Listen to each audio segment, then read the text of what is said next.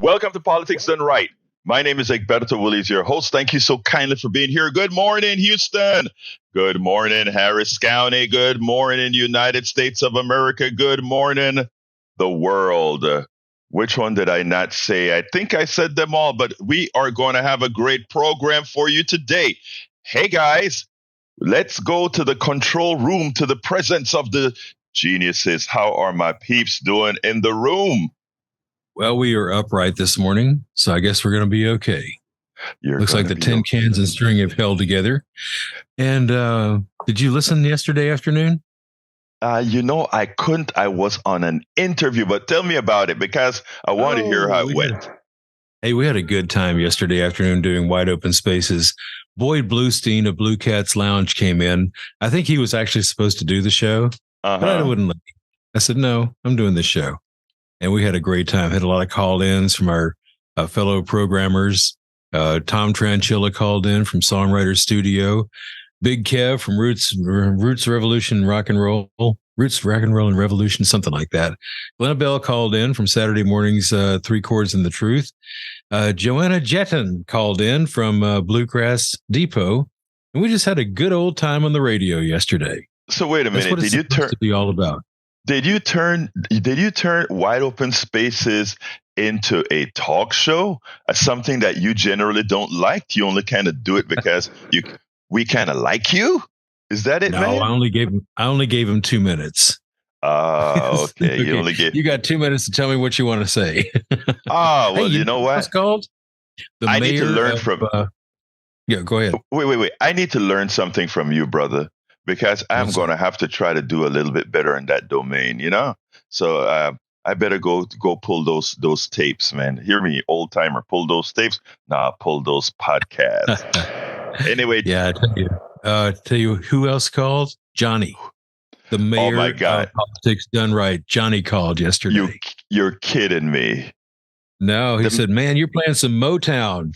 You can't go wrong with Motown. That's what I said, Johnny, I know that. That's why I'm playing it. Well, we're going to hear from Johnny later on. But you know what? It's the word of the day, Senor Van Bebba. Good morning, Egberto. Buenos dias. Okay, I was thinking about war yesterday since yesterday's topic was basically all about war. Mm-hmm. War as a means of doing business is wrong. It's resource extraction by force. Does America want to rule the world by force? Do the people want America to rule by force?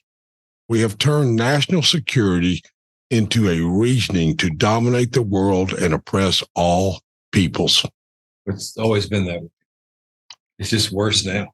Yeah, I hear that all the time, but it doesn't make it right.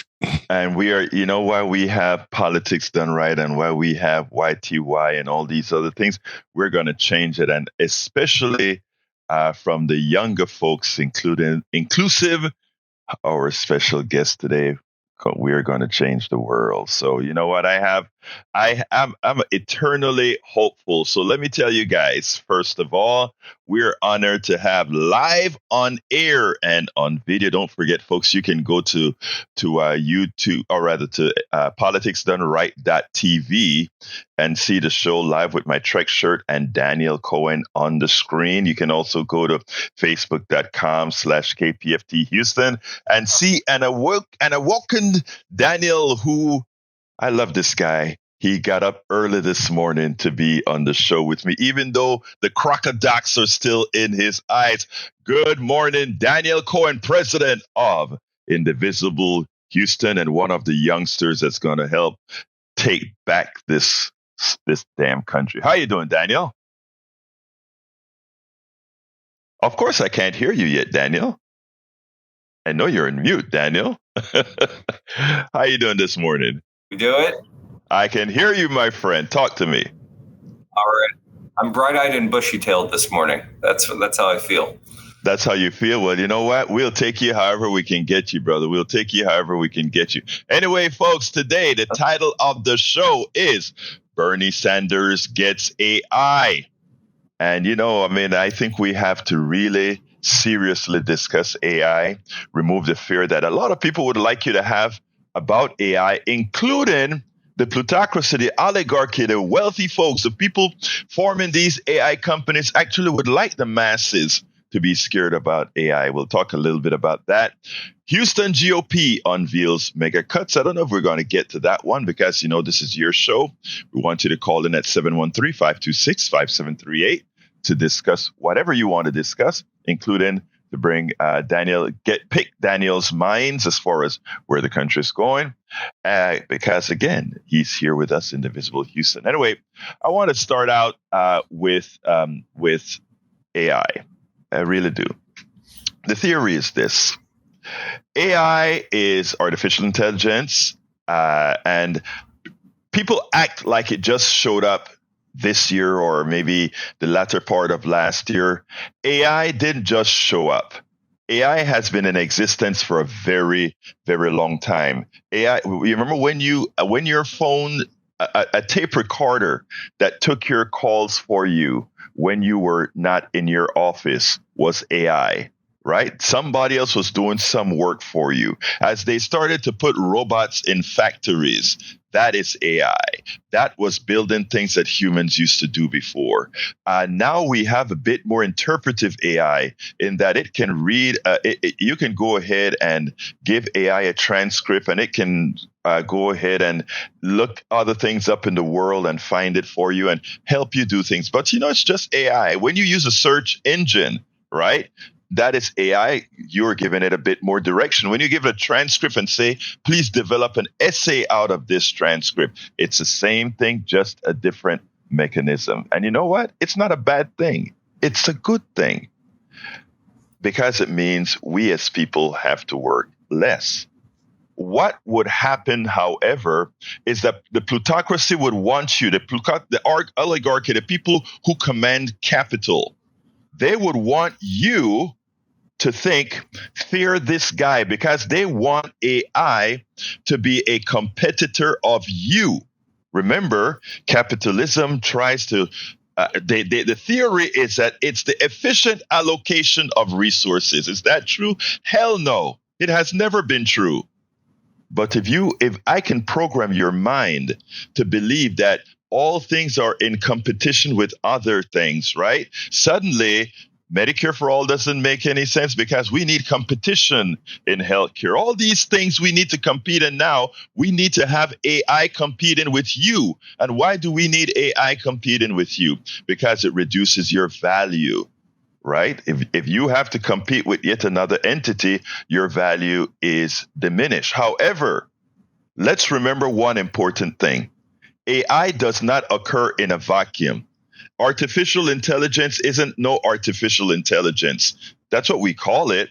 Artificial intelligence is your intelligence. It's the intelligence of Daniel Cohen that's been placed over the decades that he's been posting on the internet, that he's been talking, that he's been transcribing. AI is you. All the composite knowledge of America, all the composite knowledge of the world. It's in databases all over, but it didn't come out of air. It's you. So you don't need to compete with you.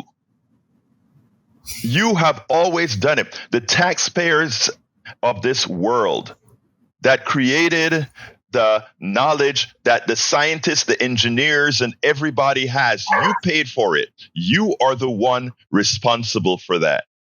So therefore, we don't fear AI.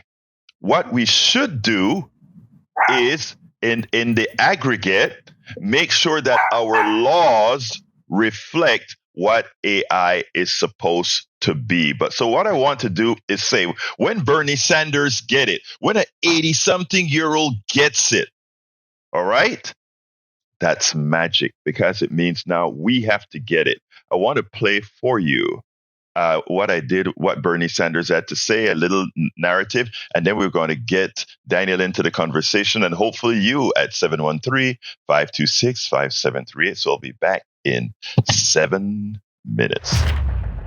Remember a few days ago, I said that we should not fear AI, that AI is good for all of us and what it should mean. Right now, union workers are trying to fight for a 4-day work week, and people are going crazy. They don't want to work a 4-day work week and a 40% increase in wages.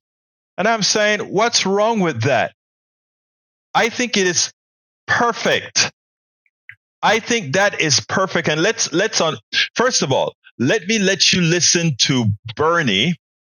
Imagine Bernie, an older guy. He gets it. Why is it that all of us don't get what AI and robotics means to us? I want you to listen to Brother Sanders, because what he gets is that AI is something that we all created because our tax dollars went into all the universities and researchers that produced it. The body of knowledge that it has comes from all of us, because all of us have data on the internet that it grabs its intellect from. That's what AI is.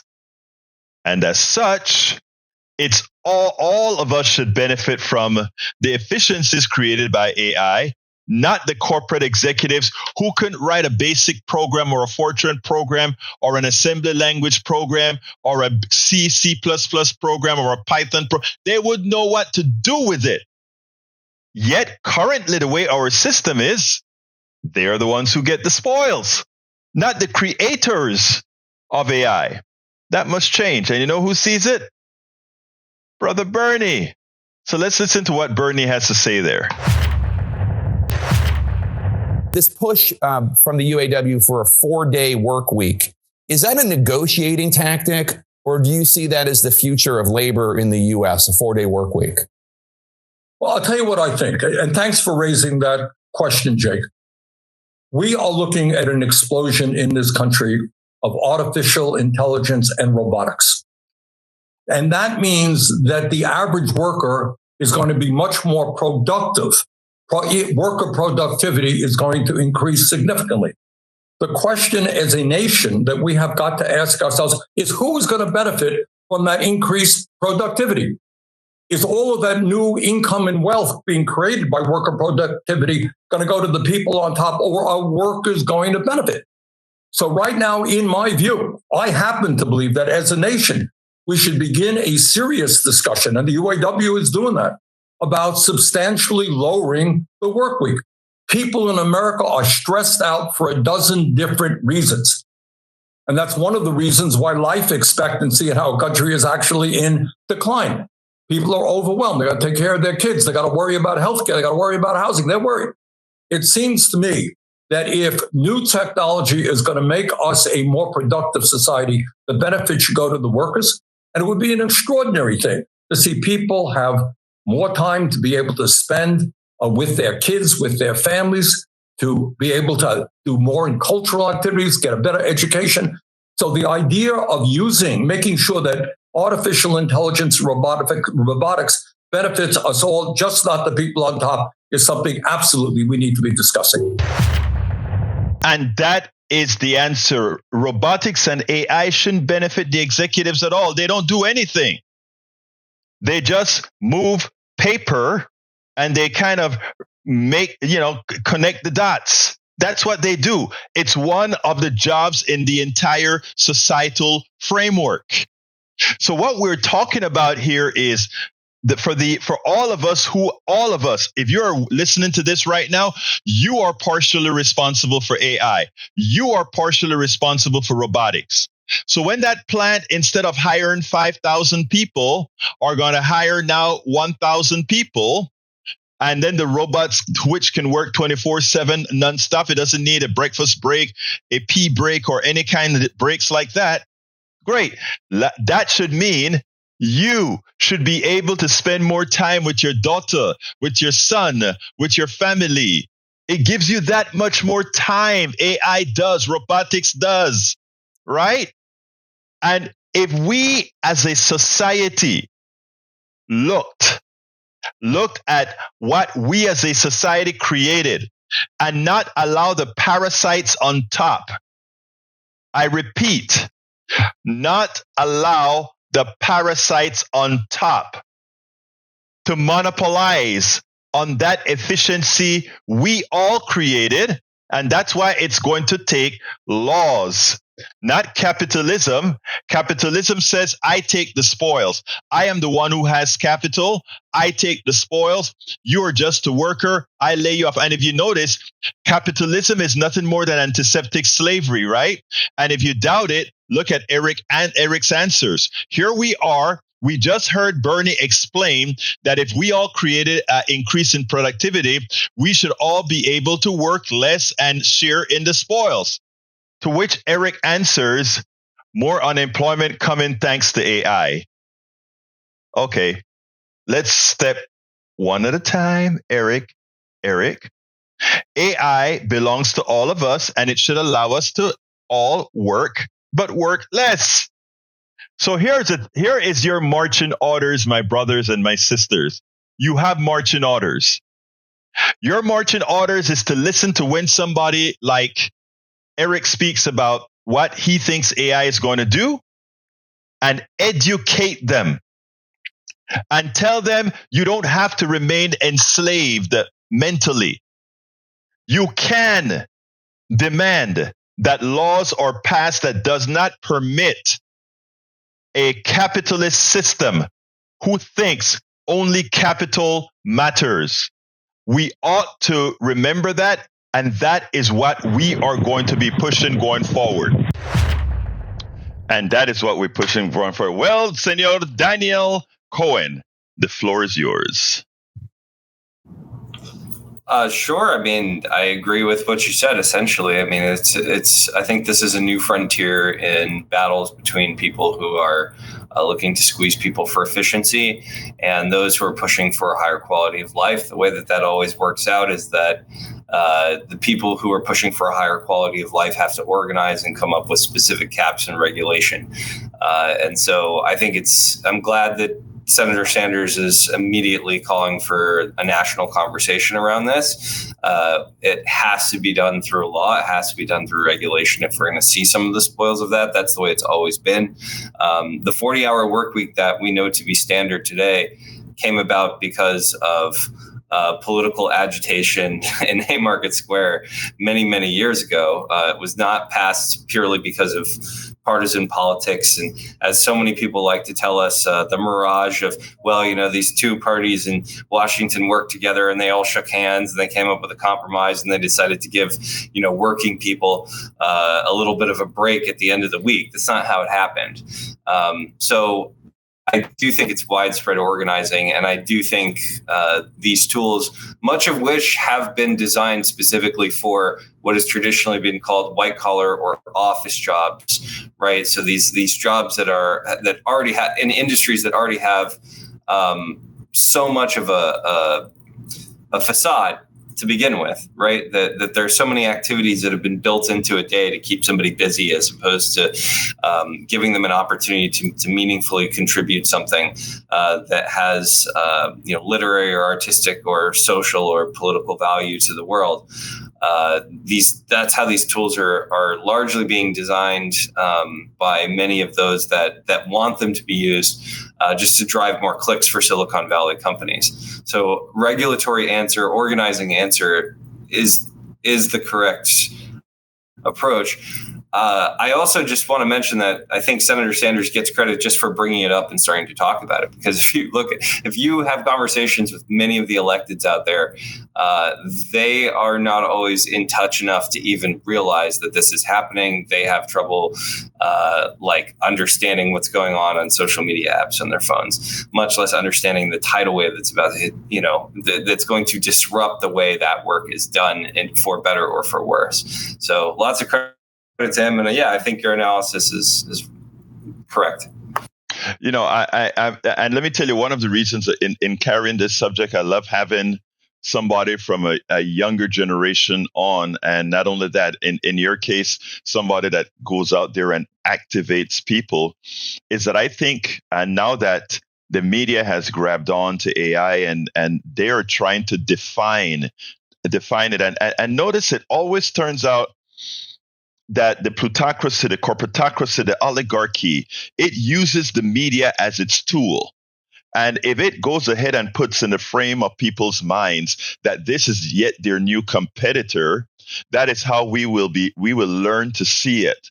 We will learn to see it as a competitor and not as something where, because Eric is a good friend here, and that's a constancy with our program.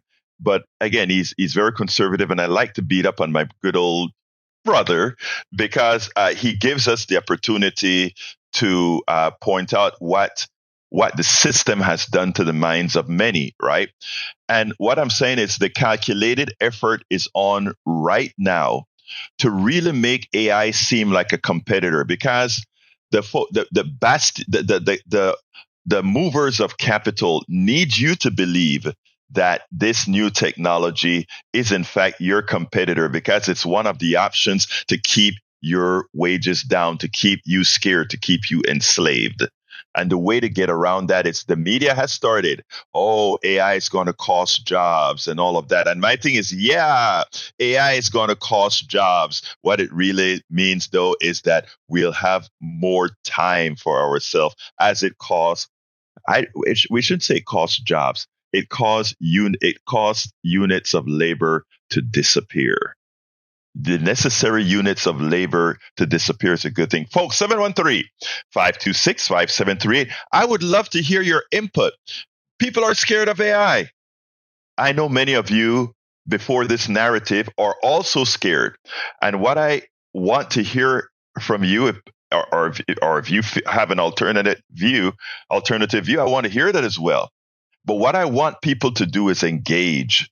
And when I say engage, I mean elect the politicians that are going to create the laws to prevent the parasites from taking over and forcing your pay down and trying to make you compete with something you already own. 713-526-5738. Again, I want to stay on this AI subject a bit longer if possible, because I really want you guys to engage. So 713-526-5738 is the number. 713-526-5738. Where are the calls? Don't wait till the end, because again, we wait till the end and I'm rushing you guys off the line, and I don't want to do that. I want to hear your full message. 713-526-5738. Daniel, in your sphere, what kind of thoughts are you seeing that, let's say, a lot of folks in the younger generation, or let's say starting to think, throw their hands up in the air,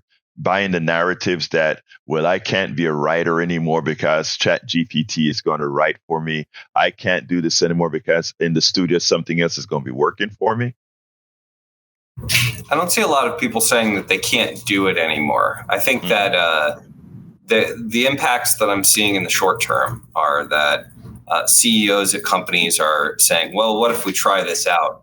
And so they went through the immediate short-term impact of, and let's call it what it is, basically ChatGPT was the right normalization of these tools. And the immediate impact was executives wondered to themselves the very things that you're asking now. Could I replace the person I have with this, right? So they went through this period where they tried that. And I think over 3/4 of 2023, they've discovered that the answer is no, that there are certain things that they can do that create efficiencies and things like that, but that the answer by and large is no, that they're going to have people around because people have cognitive power in real time, and that they kind of know strategically what needs to happen for each individual situation, and people have fingertip feel, and AI doesn't have that. But I think where the really interesting fight is the one that you're referencing, which is sort of the next wave, which is, what are the demands of people as these things begin to come out? And I think it spans whether or not people fight for free time. It also spans whether or not people fight for intellectual property. It's one of the three major points of contention of the WAG strike right now is whether or not people's likenesses can be used for movie studios, and whether or not script writers whether or not Hollywood has the right to take the base knowledge and ideas and input of writers and leverage it toward Hollywood scripts. I am so glad you brought that up about the copyrights, about proper. I mean, that is the excellent thing. So we have quite a few calls now. So what I want to do is go to the calls. And Johnny, you're here, but I'm going to throw Clifford ahead of you and then bring you in, Johnny. So Clifford, come on in. All right. How you doing? I am doing fine. Talk to me. Okay. Talking about this AI jazz. Mm-hmm. Like you was just saying earlier about this, about it being capitalistic, all they want is money, money, money, right? Yes, sir. I'm talking about the corporations, the big business and stuff. Okay. So here's my take. Now, if that's all they looking for is to make more money, and they got all these robots. Hey, I mean, they say in 60 Minutes when I seen that on AI, they say they had robots millions and millions and millions around the country in warehouses. Yes, they do. Yeah. For AI to come on board. And some of them are already in places. Okay, so now who's gonna purchase and who you think got their orders in for those robots already? Businesses. I'm talking about just businesses like warehouses, hospitals and stuff. They already got orders in for this. You can believe that. Right. Now, if this was a capitalistic country, if they got those robots, they done paid for these robots. They own these robots, they companies. So they fixing to make more money if they get rid of the human employees. Right. Let me interrupt you right there, my brother. Let me interrupt you, and this is important because exactly the way you are talking, right, is the way they want you to believe things have to be. Because you're right? You're saying if they're bringing a whole lot more robots into the system, they need less human beings, and that would mean they have less payments to pay for wages, insurance, and all of that, even though I don't think insurance belongs in the employment domain. But for now, all those expenses are gone. And the profit from having all that extra money goes to buy the robots, which is a very small portion. And the rest goes into the hands of the shareholders of the companies, meaning the owners of the companies and the executives. My answer to that, brother, is this. You understand the problem. Now you have to make the solution. Notice I didn't say that somebody else did. I said you the voter, you the person who's going to look for the candidate who's going to say, Clifford, instead of working 5 days a week, you will now work 3 days a week, and that at the same pay, and that employer is going to hire. If they need more people, they will hire more. It's the law. Everybody has to follow it because, again, that AI that sounds like something nebulous, Clifford. You see this conversation we're having right now, and the angst that you show, and the concern you show. All of this is also going into the interspaces, right? And guess what AI is doing? Whatever is logically analyzing the internet and so forth. They know that there's a Clifford out there that is concerned, and I can build models that say if a particular percentage of the citizenry, like Clifford, is concerned, it's a knowledge base. So what I'm saying, Clifford, and I'm off to jump off of you and go to Johnny next. But what I'm saying, Clifford, is this. It's not about concern about fear or what these guys are going to do. It's about going forward. We have to elect the people who are going to create laws that Clifford is only going to work 3 days a week now. Give me a quick sentence, Clifford, before I go to Johnny. Okay. Man, this is probably about 15, 20 years ago. I was sitting at the doctor's office waiting to be seen. I picked up one of those medical journals because I love to read. And I read in that journal then, and I've spoken about this years ago. It said that there are some wealthy people in this country that want to turn America into a third world country. And the way things are going now, it looks like that's what they're trying to do. Okay, stop. Clifford, stop right there. Clifford, Clifford, I want you to stop there. I'm going to Johnny now, but here's what I'd like to tell you. They can't do what we don't allow them to do. Hear me again. Right. They can't do.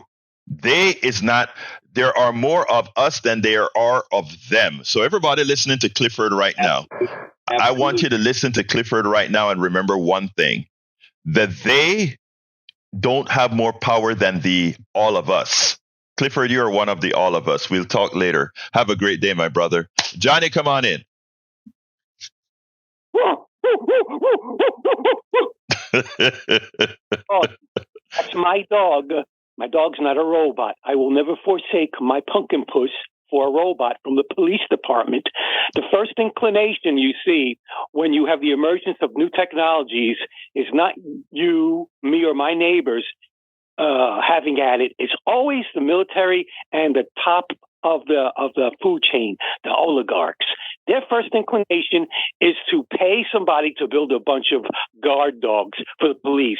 Their first inclination when scientists developed nuclear power was to build power plants and bombs without thought about the consequence in the long term. They always rush in foolhardy because they don't think. They don't have to think by necessity, unlike the working class who have to be woke in order to survive every day and make money to put a roof over our heads and feed our kids and pay taxes that provides the government salaries for these Republican Party politicians and centrist Democrats. I would say I would agree with Bernie, except the fact that we can't allow the development of more AI and robots until first we address the issue of unfettered, underregulated mercenary-style capitalism, because we're witnessing worldwide, we're witnessing the attempts by unfettered capitalism to destroy democracy.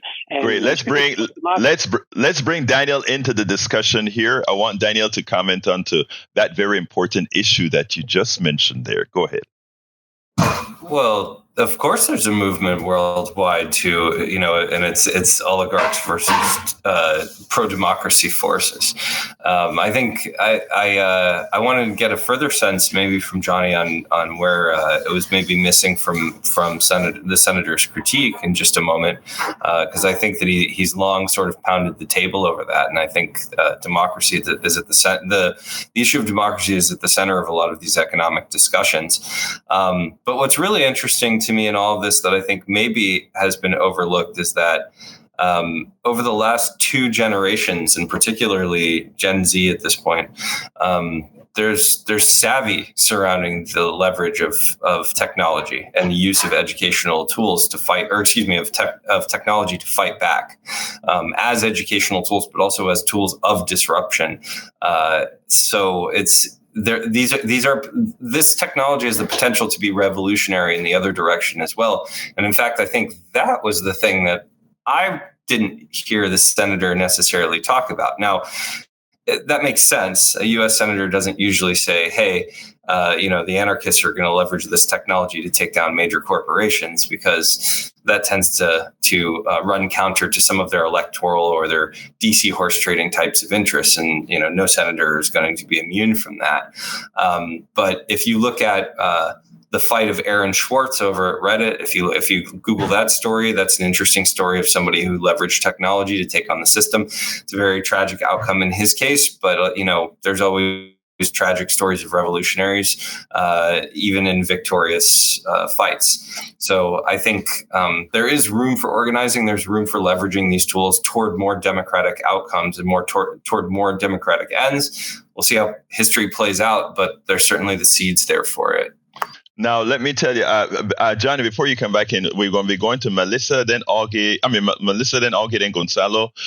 Johnny, give me a quick one so I can get to Melissa.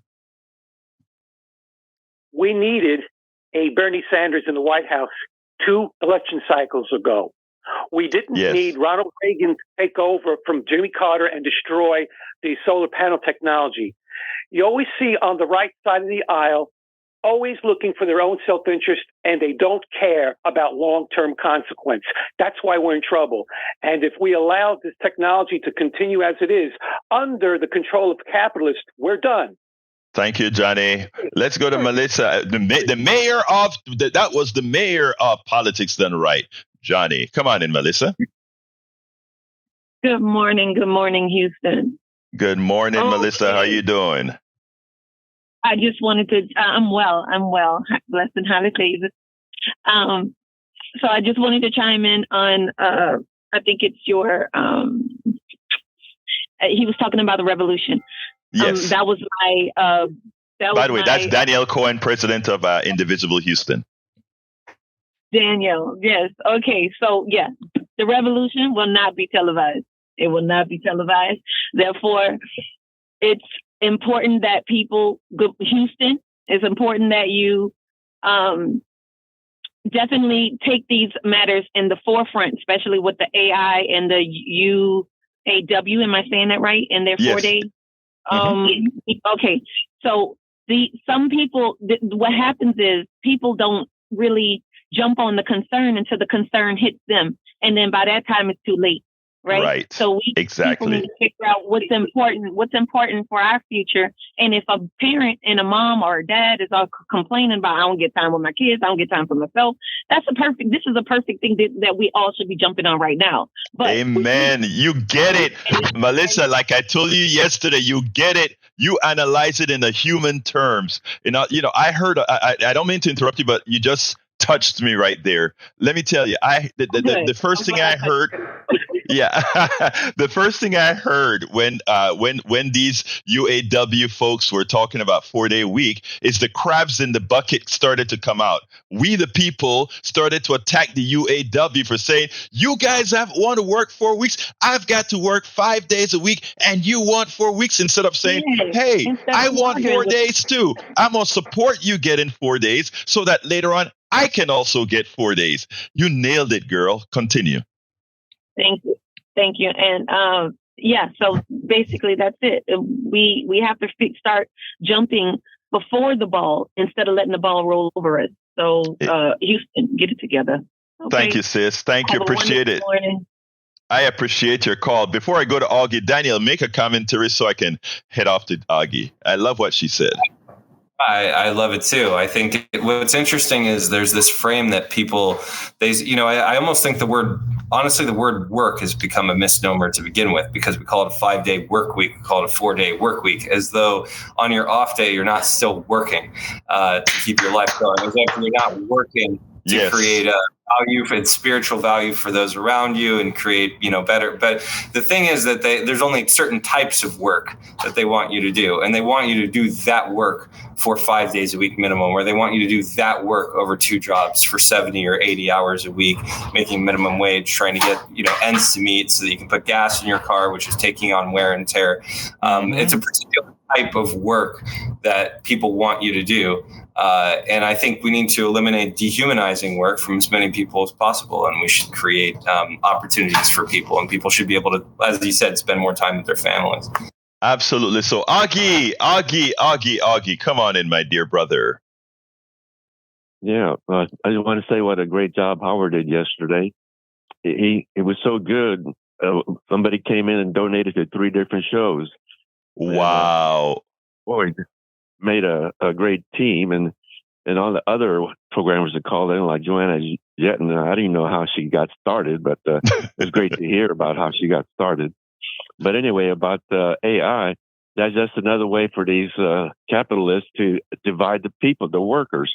They use the immigrants to divide the people. And when I talk to these right wingers, they talk about immigrants. Oh, you mean the workers that are coming into the United States? Mm-hmm. And, you know what, Augie, when you talk about they always trying to do that, that is the reason I wanted to jump on this issue real fast, right? Before somebody else changes the narrative, that just like they change the immigrant narrative, right? The immigrant is somehow a detriment to society, when the truth of the matter is, I don't want to get into all the social issues that occurs overseas that really bring a lot of immigrants here. But just looking at what we need from a society standpoint, we have to stop letting them define things, because when they define things, right, they define it to keep us in fear, and a people in fear are a people in bondage, right? Slavery no longer just looks like me, or slavery now is well, it has always been this way, but like the reason I called it antiseptic slavery now is because the sting of the whip is no longer there, right? Because I just have it in your mind. Anyway, continue, Augie. You know, I just have to get that off. Go ahead. And so, they throw in the immigrants, and now they throw in AI. When I think about AI and you started talking about it, I thought about I Love Lucy show where Lucy Nethel are in a chocolate factory. Oh, yeah. You remember that? Yeah. And I think our machine's doing that. But, yeah. And they talk about, and just like the last 70 years, these capitalists have been trying to put the workers against each other. Slowly but surely, they take over the media. And it's so slow that people don't realize what's happening in the world. They complain about how come the media isn't like it used to be with Walter Cronkite. Well, it's because these capitalists kept changing the laws, where the FCC no longer cares about facts or truth like they used to. In fact, they allow opinions, misinformation, disinformation to be equal to truth. Imagine that. They use our airwaves, Augie. We allow our airwaves to be used to lie to us. But Augie, I want to kind of move on. So give me a quick closer so I can go to Gonzalo. Yeah. If anybody knows what the business, how to do it, it's the workers. It's not the capitalists. We had a crew one time where Third Line decided, what would happen if we didn't have any supervisors? And this crew, the employees... It worked! Yes! It's amazing! Morale went up, but the old-timer capitalists, when he left, they took over and went back to what it was before. Augie. Let me tell you, I got to go to Gonzalo, but before that, I want to thank you for that point, because I'm going to tell you something here, right? When I thought I was all that, right, I have never been more productive, more being able to engage more than when I use the minds of everybody. I mean, it's so much better when you realize you're not an insular figure, when you realize that there's so much more to bringing everybody in. And when everybody is in, it's amazing how things work. And you nailed it with that when you just said, oh, when the supervisor disappeared, you guys worked as a collective. And the collective mind was so much better than that autocrat just telling you what to do, right? I mean, come on, Augie. That's the name of the game, brother. Hey, Augie, I got to go to Gonzalo. Gonzalo's going to knock my head off for keeping him on hold that long, all right? Thank you, brother. Have a good one. Gonzalo, mi hermano favorito, el cubano. ¿Cómo está, mi hermano? Bien, bien. Buenos días. Buenos días, hermano. Good morning, sir. I love that woman that came up recently. I think Karina or something. Melissa nailed it. Melissa. You know, okay. Right. We need more women on air. So short and sweet. So I think we need to go to Mr. Sanders. It's a clever person.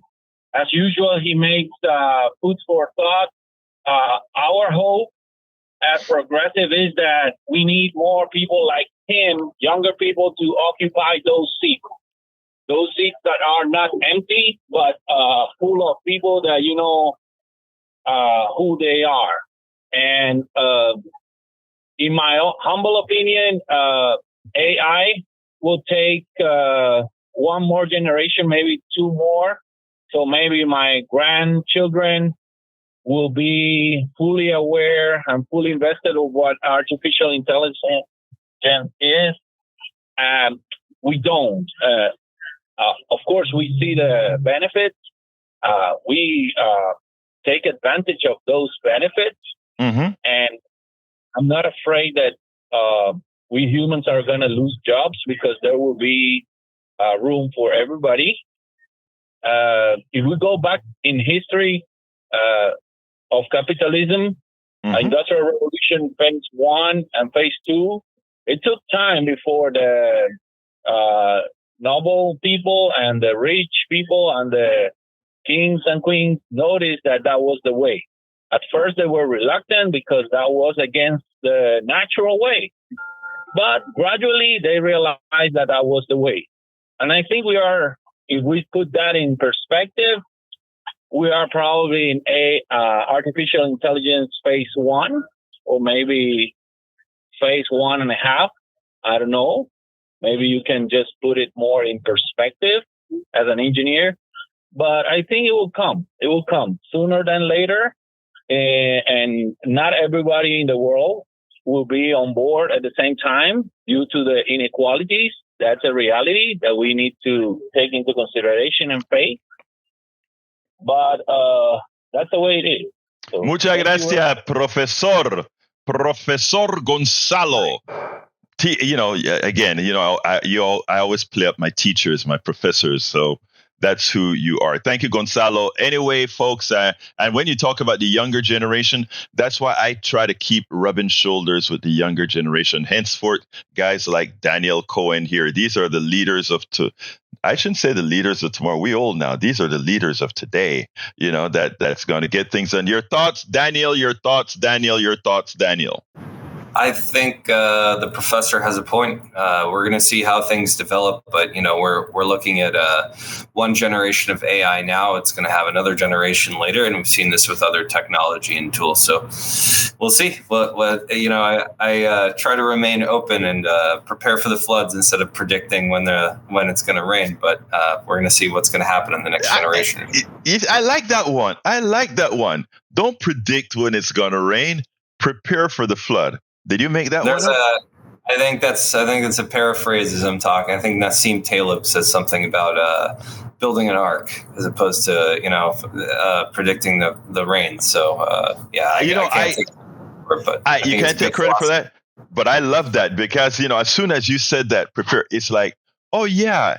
It's just being worried about when the rain's gonna come doesn't make sense. However, if you're prepared for whenever the rain decides to come, that's what life should be all about. Hey, folks, the lines are wide open, 713-526-5738.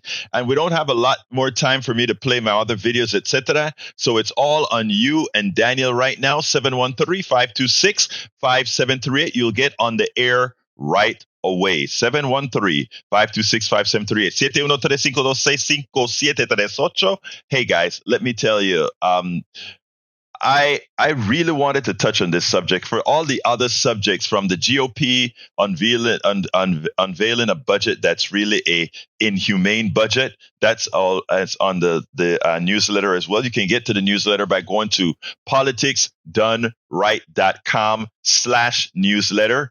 politicsdoneright.com/newsletter. Get you to the newsletter view.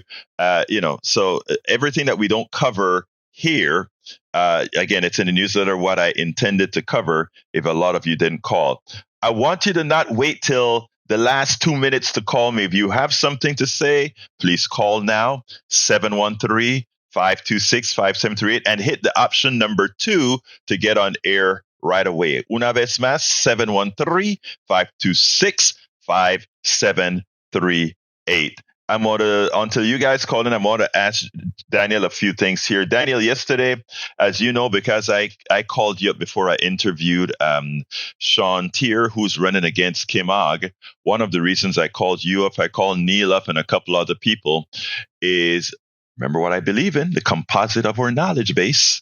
I wanted to know kinds of things, what you guys wanted to hear from the prospective new Attorney General of Houston. What are your thoughts?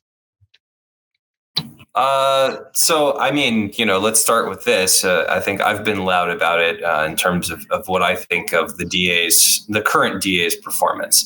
The Chronicle released their article yesterday, and the headline was, just for anybody who didn't see it, in quotes, "Don't cross her, how DA Kim Ogg has repeatedly aimed for power at Harris County officials."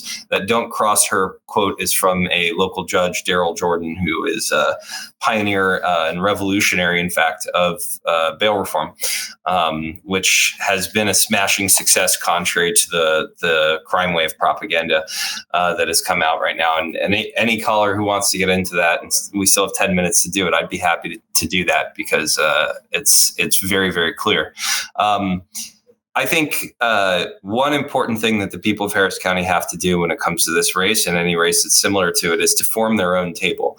It's to say that these are the policies that we want to see. This is what we want to see from what we're currently today calling prisons or police, or the criminal and justice system, or whatever framework people are using. And these are the things that we want to see in our community, and this is where we want resources to go.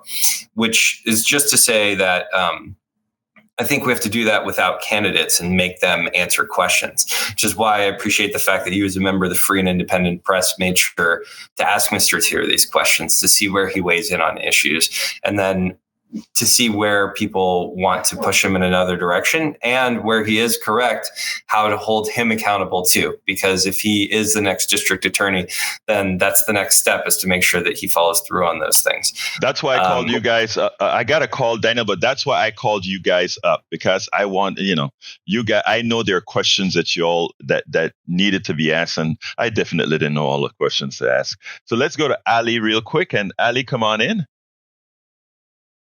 Hi, how's it going? Good morning. I'm doing fine. Talk to me, my brother. Yeah, I just wanted to touch on copyright issue. I thought it was interesting, because I'm not an artist, but I've been dabbling a little bit with AI. Mm-hmm. And it's been able to manifest some of the weird things in my mind. But I saw some headlines about court striking down attempts to copyright some pieces, and I thought that was fascinating, because ultimately a writer can copyright his or her piece of writing. An artist, photographer can copyright, the photograph. But ultimately, AI is just another manifestation of, writing or any other type of art. Yet it was struck down by the court. So I don't know if it links back to what you were talking about earlier, because I didn't think about, the corporate monopoly of these mm-hmm. tools. So I don't know if that's, ultimately a support of the judiciary mindset. But let me say something about copyright, right? Yeah. Let me just say where my thoughts are, because I write a lot. I wrote a lot of software in the past. There's a lot of my software that I threw up into the public domain that people use and reuse, et cetera, et cetera, et cetera. And that's where I'm at, right? And let me tell you where I come down on it. I disagree with Bill Gates when Bill Gates came out and he wanted to own everything he wrote and all that kind of stuff, as if it was the omnipotent. Look, I love the guy, all right? But here's the deal. Everything that I've done when I came to the United States of America, I have to say, hey, taxpayer, thank you so kindly. And why? And I had to learn to think this way, right, Ali? Because I would like to think that I am so smart that I could have created all these great lines of codes that do all this great magic. Yes, I had part of that, part of the work that I put in. That's true to that. But also a lot of that would not have had a genesis had it not been for the University of Texas or whatever. So my thing is that we don't need to get too tight on copyrights, right? We need to get tight on how people can monopolize on them to get superior to others in a capital sense. So I understand where the writers are coming from and the likeness, and that's where I don't have the answers. I'm sure Daniel doesn't have all the answers either, but we have to sit down and figure out what is equitable for us all. That also include that you, Ali, the fact that you paid taxes, the fact that you participated in society gave me the opportunity to do a lot of what I was able to do as well. So I'm not fearful of the copyright if done right. I want Daniel to chime in before we run out of time. Just very briefly, I'm going to reference a story that I think folks out there can read, because sometimes art does better than reality in terms of describing the situation. It's a Roald Dahl's short stories, author of, Charlie and the Chocolate Factory. In spite of his many problems in his personal life, his many prejudices, I think that he was way ahead of the curve in writing a book called The Great Automatic Grammatizator, which was about a machine that could very quickly mass produce stories. And I think that shows one extreme of the spectrum, and then there's the other extreme of the spectrum all the way on the other side. And I think that if you want some art that comments on that way before any of this conversation was anywhere near the level that it's at right now, just thought I'd make that as a recommendation. Thank you, brother. Appreciate that. Ali, talk to me. That's it, man. I'm going into work, but I appreciate it. I just started listening to your show. So, I appreciate you listening, my brother. Keep on listening. Tell folks about our existence. I know it's early in the morning, but at least I can catch you in the car. You have a wonderful day, my brother. Yeah, all right. Appreciate you. Thank you, sir.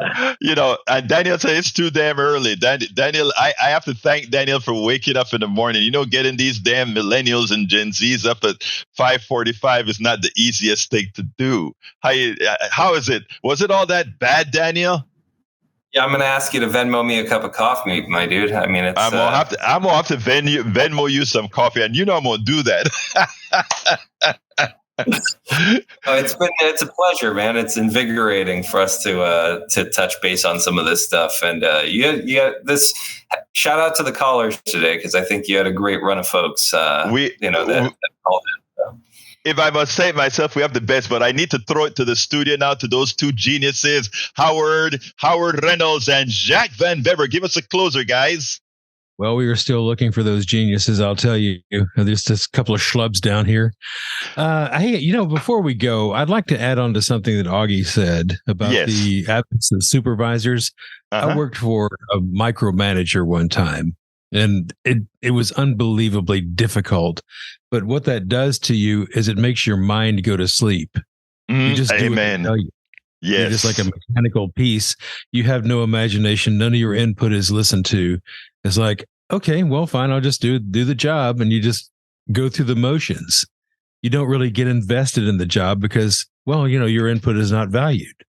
So with no supervisors and your input is valued by your team workers, you do a much better job. I'll guarantee you that.